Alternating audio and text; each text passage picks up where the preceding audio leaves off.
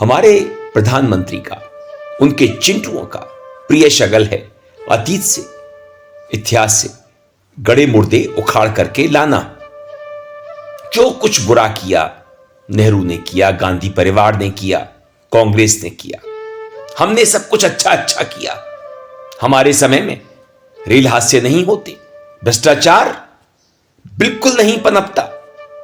हम तो एक ईमानदार सरकार हैं, चुनाव भी ईमानदारी से कराते हैं।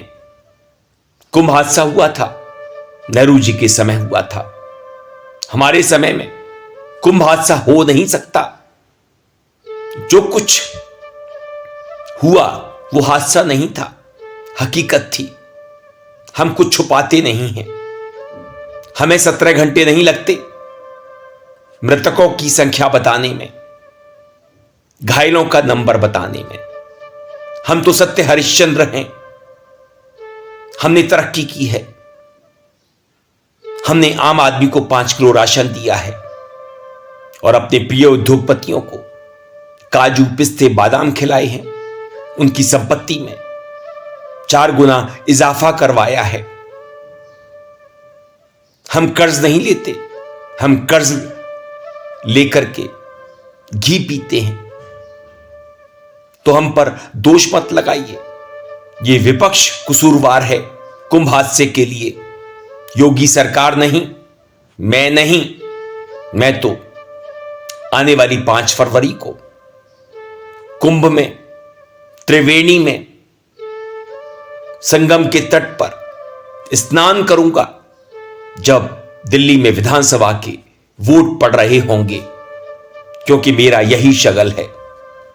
मगर मैं तो इतना ही पूछूंगा मोदी जी से, तू इधर उधर की बात ना कर, पहले ये बता कारवां कहां लुटा?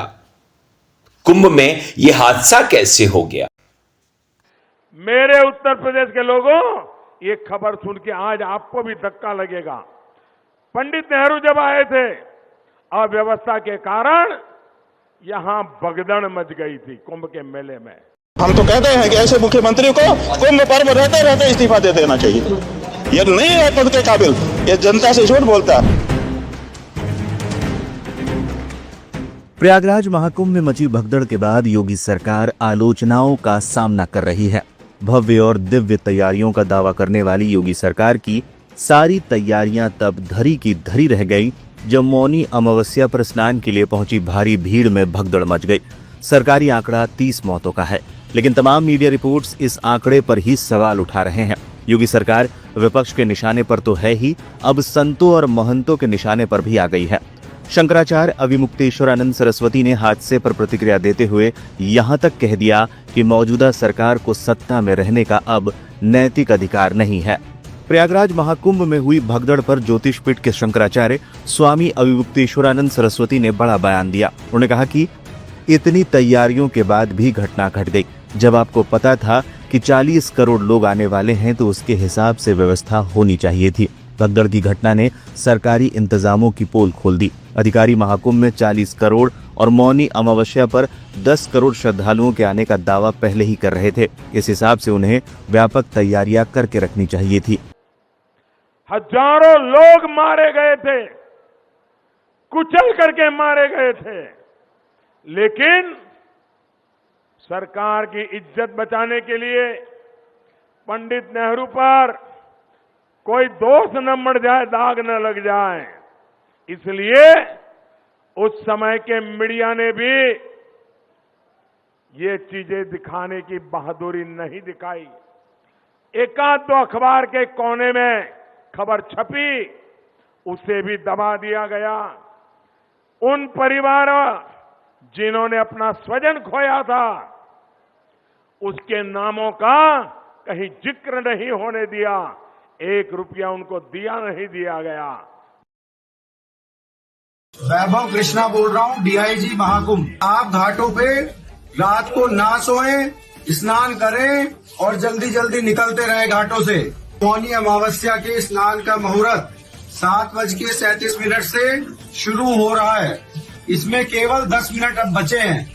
आप सभी लोग अपने अपने स्थान से उठ के गंगा घाटों पे प्रस्थान करें और स्नान करके जल्दी जल्दी स्नान करके अपने अपने गंतव्यों को प्रस्थान करें।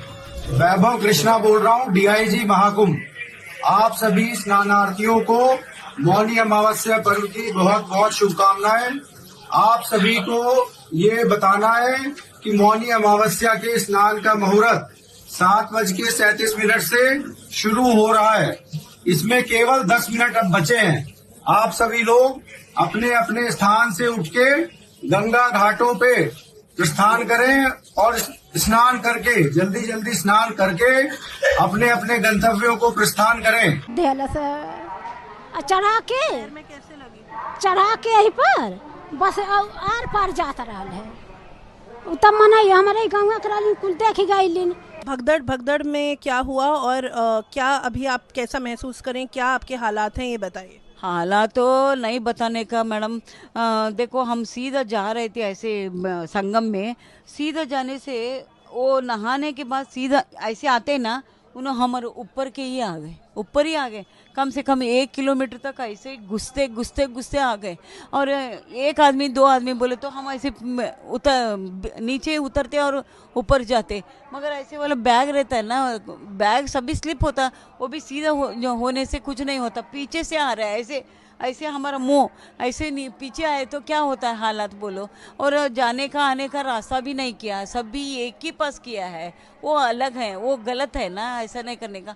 और उधर सिक्योरिटी करके बोलने के लिए भी कोई पुलिस नहीं है, फौजी नहीं है। बाद में 10 मिनट होने के बाद उसका हस्बैंड गिर गया ना, गिरे थे, उन्होंने रो रहे थे। बाद में हम बोले भाई साहब ऐसा हुआ है करके, उन्होंने सभी ये किया, उनको क्योर किया, फौजी लोग क्योर किया। ये हादसा में हमारी बीवी और बहन गायब हैं, अभी तक नहीं पता चला। मैं हॉस्पिटल में भी खोज दिया, वहाँ भी नहीं पता चला। बोल रहे हैं वो मेडिकल पे जाने का, मेडिकल लंबा है। मैं खोजते खोजते थक गया हूँ, साधन का भी व्यवस्था नहीं है। अभी कैसे मैं उनका पता करूँ, अभी तक मुझे मिले नहीं। रात को हम लोग नहाने जा रहे थे, उसी में भीड़ और धक्का होने लगा। और कोई किधर गया, बिछड़ गए थे। ये 2 भी बहन बिछड़ी थी, ये लोग तो मिल गई, 2 नहीं मिले। सुबह 11 बजे सो रहे थे, 11 बजे पुलिस वाले आए, सुबह जगान लगे, कहने उठो जाओ तुम बुड़की लगाया आओ। कहने बुड़की लगाया, हमने कहा अब नहीं जाने साहब, हम सुबह 4 बजे लगाएंगे। उनने जब नहीं जगा दा, हम बैठ गए, हम नहीं जाने तो जाओ बुड़की लगाए आओ। फिर हम पूरी पब्लिक भगने आओते से गेर की पब्लिक गिरी। सुबह फिर भीड़ सुखा है, मतारी बिटिया हती संगे, उनकी मोड़ी हती है बे हती, हमर को संग छूट गओ। मम्मी है उनकी मोड़ी हती, सो गिर पारी धक्का में पब्लिक लेके तो चढ़ गई ऊपर से। उनकी मम्मी की खत्म हो गई मोड़ी। मोड़ी की इतना 17-18 साल 19 शादी कर दी। इन्हें कछु ने मम्मी की टेंशन में जे भी गुजर गई थी, जे भर बच गई, मतारी से खत्म हो गई मम्मी। का जो बॉडी है वो कहाँ है, शव कहाँ? मन मालूम नहीं है अभी कहाँ ले गए।